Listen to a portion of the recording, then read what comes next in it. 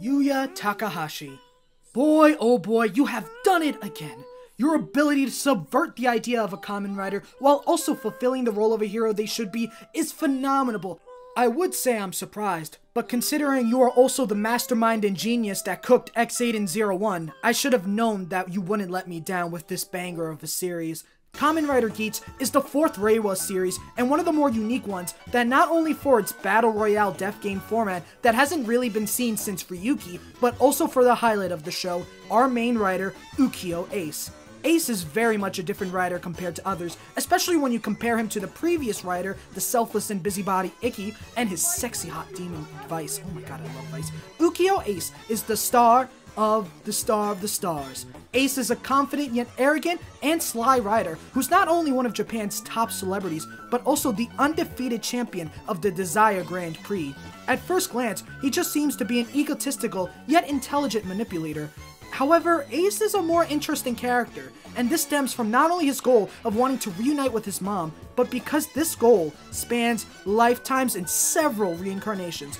But today, we're going to talk about the one incarnation where he is Matsumoto Sakai in the hit 2024 BL, Sukiyanen Yaruka, or Although I Love You and You. After editing and uploading the Toku to BL video, I immediately saw that the first 3 episodes were out. I immediately started to jump straight into the J-drama currently airing. Sukiyanen is the story of Chef Sakai and his encounters with an office man from Tokyo named Soga Hisashi. With Sakai's charm, perseverance, and a smile that says, "Hello world, I just got out of a breakup but I'm still ready to mingle," we see the relationship grow into one that is beautiful. Sukiyanen is a fun BL. It's not anything too dramatic nor suspenseful like Eternal Yesterday, but the best way to describe it is it's a good BL to watch while putting on a face mask for clear skin and shouting henshin while sending your brother into shock with PTSD. The series has a nice build-up that gives you a reason to care for both leads, and also gives them funny moments that also bring them more down-to-earth and more realistic. With the nice atmosphere of places like the sauna, outside of Osaka, and the few moments we see Soga's office life, Sukiyanen is not only able to deliver a heartwarming BL, but fleshes out the world both boys belong to. My favorite has to be in the last episode where they meet in Hamamatsu between Osaka and Tokyo, where at first they went to the opposite part to meet them, but it turns out they did at the same time, so they're trying to meet in the middle, showing how their horizons broaden along with their relationship even in the last episode, which I found really cool, and also a great finale. And of course, I love the use of the restaurant as the main location. Honestly, seeing the different foods being cooked and how cooking is a metaphor for the love between Sakai and Soga, both cooking to make a perfect romance grow between the two. For example, in episode 3, we see Sakai was clearly upset and furious at Soga misusing the takoyaki thingy, only to find out that Soga did it because he was learning for Sakai's sake. In this episode, the food represents the relationship between Sakai and Soga. It shows that at first, it's very rough, and also awkward at times, but in the end, when they fully got to bond, and they fully got to understand each other, it becomes something greater, and something not mad to look at least for Sakai. Look how mad he is here. The story of Sukiyanen is one about finding love through tough times and venturing to new horizons. For Sakai, it's about trying to understand and help Soga through his times, and getting closer to him as a potential boyfriend. For Soga, it's about learning the Osaka culture after moving from Tokyo and keeping his cool around the confident man like Sakai, while also handling the new atmosphere of the Kansai prefecture. Now, from this description alone, it just sounds like Sukiyanen is mostly a laid-back and fluff BL series, and to be honest, yeah, it is. However, there is some drama and suspense that occurs. One big key note is Saiko and Mizuki, the ex-wife of Soga and the ex-boyfriend of Sakai respectively. I do appreciate that it brings tension to Soga and how anxious he is to start a relationship because of her. I also love how she appears in Sakai's dreams, not only because of the rule system going on, but also because it shows Sakai is scared and that he's worried that past relationships will detriment his own influence and love on Soga. Mizuki is also a much bigger conflict, especially for Sakai in the series. Mizuki is the past that Sakai still wants to hold on a bit, but also move on from in order to be happy. In episode 5 and 6, I love how Soga reacts to Mizuki's presence and tries to comprehend the relationship in front of him, thinking that either he's just not good enough for Sakai and Mizuki clearly wins him, or rather that he just sees Sakai as a friend and has no idea what to do now that he has feelings for Sakai. I find it great because it also challenges Soga to do some lifting on his part, especially since the first 4 episodes were mostly focused on what Sakai does for Soga. I love how this caused Soga to open up about his ex-wife after episode 4 when the phone call happens, and I think Sakai's shock sound makes the series all the better. Another big suspense point I enjoyed was at episode 7, the breakup scene. In episode 7, they officially become a couple. However, the last clip before the end credits is Soga and Sakai breaking up in the sauna. Now, immediately going into episode 8, you're expected to see what's going to happen and you're nervous because you're expecting it to at least hit, and especially when it goes on about the rules and the conflict they have in a relationship. However, the suspense finally pays off at the end of episode 9 after Soga realizes he has to move back for his job, and it's patched up greatly. It wasn't rushed, nor too slow, and it felt like it gave viewers a new reason to watch the drama outside of just them getting together or the exes. Not to mention the idea of Soga moving back to Tokyo after he's learned so much about Osaka culture and Sakai is something that also makes him think about his surroundings as well as also his work culture. And also the side characters don't drop the ball either, as they're just as enjoyable to watch and don't hog too much of the screen together. Kanda being kind of a wingman for the men really showed how well they reacted with others regarding the status of their love. I think my favorite episode was the birthday Halloween decoration, where we see Sakai trying to make a perfect party, and we end up seeing Chief Takage being silly with Soga, as well as also Kanda teaming up with Sakai to make the decorations. Plus, the episode ends with the suspense of both Saiko and Mizuki being introduced, sort of. I thought that was pretty cool, and a well-interested ending that not only ends one part of the honeymoon phase, so to speak, but also jumps into the other arc with the ex-boyfriend and girlfriend. Speaking of Sakai, this is where we get to the highlight of the series. Hideyoshi Kan does a great job playing with Jun Nishiyama and making the romance between them feel authentic. Not to mention, seeing him be able to meet with the other characters and have them influence Sakai's choices with Sogo also makes all the series piece together, rather than just relying on one another. Oh, I meant Soga. But speaking of Sogo, yes, Mizuki's actor is the same as Sogo from G.O. Kan is such a brilliant actor when playing Sakai, and if there's 2 roles that showcase how great he is as an actor, it's Sakai and Ace in Geats. With the release of Geats not only on DVD, but on Tubi in the West, it means that this series is one of the most accessible for those outside of Japan, alongside Ichigo, Kuga, Ryuki, and my glorious king Takahashi and 01. May one day Tokusatsu bless us with X-Aid. After all, it would be an injustice to not include Takahashi's magnum opuses, for he is one of the best writers we have ever seen, even putting Toshiki Inoue's to shame. This is a joke, Fies fans, don't attack me. With this meaning, not only will Western Toku fans be able to support the show officially, but we also get to hear the story of Ukiyo Ace. In my Toku to BL video, I mentioned that when you watch one or the other first, more commonly the Toku show with the BL actor in it, you can see the character bleed into the performance of the character. You can see the actor channeling the character of the Toku show into the character in the BL, not only indirectly giving callback, but improving their performance as an actor, which leads me to the question, what the hell does Sakai have in common with Ace? Well, let's dive deep. I already talked about Sakai for a bit, so let's jump into Ace. When writer fans bring up Geats or Ace in discussion to his character or personality, the first words that can come to mind is calculative, intelligent, cunning, manipulative, confident, suave, and pretty much Reiwa's response to Soji Tendo, except for the cooking, cause that belongs to Hotaru. Ace Ukiyo is the running champion of the DGP, who is the star of the stars. A celebrity among Japan's society, Ace is at the top of the world with such, as not only does he have the looks that attract everyone, but also the wits and smarts to outfox anyone. Ace is the protagonist, but not so much a hero.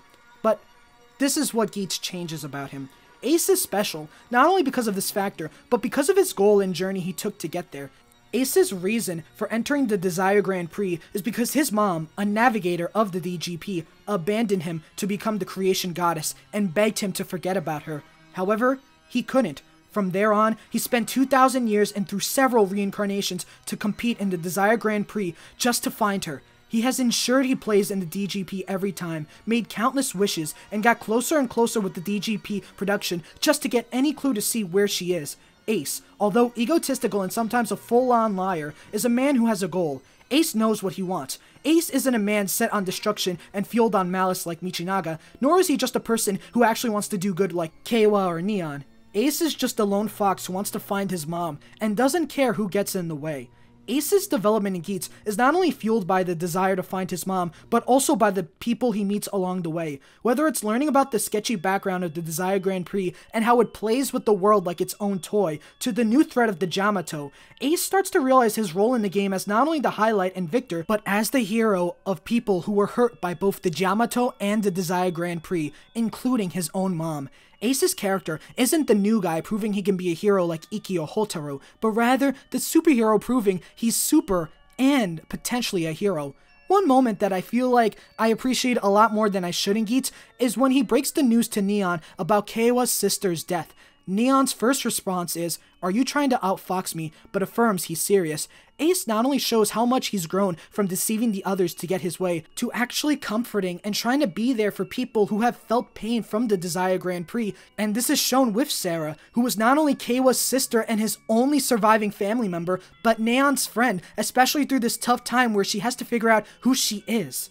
I really like that about Ace, because it shows that he's no longer the selfish hero, but now realizing his goal is much bigger in the context of the Desire Grand Prix. Honor the powers he's inherited from his mom after looking for her for so long, but to undo the unjust behavior and crimes committed by the DGP.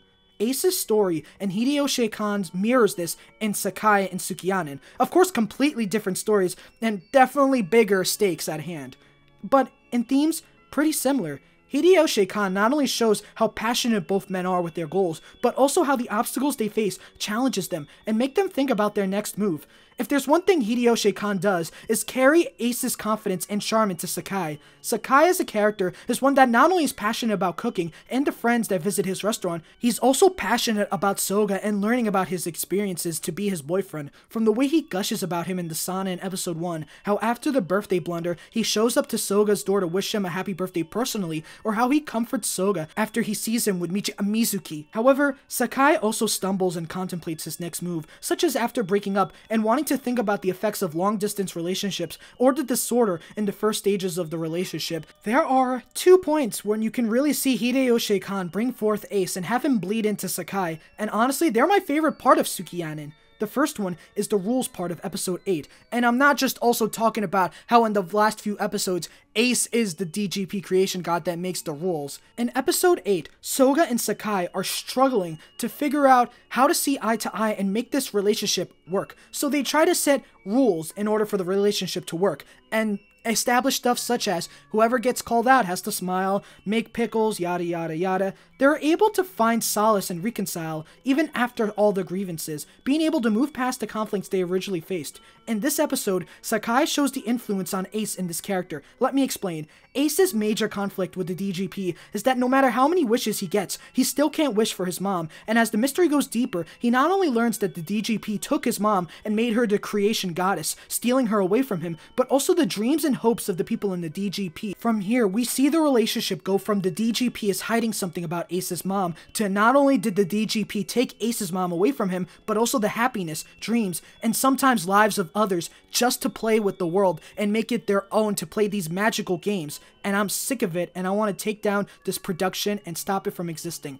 Like Ace, Sakai shifts his goals and tries to ensure that nothing is left vague and wants everything to be settled so nothing bad happens. Like how Ace grows from wanting his mom to protecting and saving the world from the DGP, Sakai grows from wanting to go out with Soga to ensuring they both have an honest and synergized relationship and caring for each other. Kan shows how both characters have determination and that a shift in their goals and or focus doesn't deter or demotivate them. He is able to keep the audience invested in both of them, even after the main goal we're introduced to is resolved and a new one comes in, and not make it look shoehorned in or just there to extend the story. The second way that Kan shows Ace and Sakai is when they learn another thing: recovery. When it comes to the way both Sakai and Ace both might have a confident persona, whether it's Sakai wanting to be a positive light on the customers, or Ace showing how he's the star of the star, I gotta stop that, and not afraid of the tricks and or secrets the DGP hides. Both Ace and Sakai have trauma that they face, and despite this, they overcome it to achieve their goals. Ace's trauma comes from being reincarnated and still struggling to find his mom, while Ace doesn't show it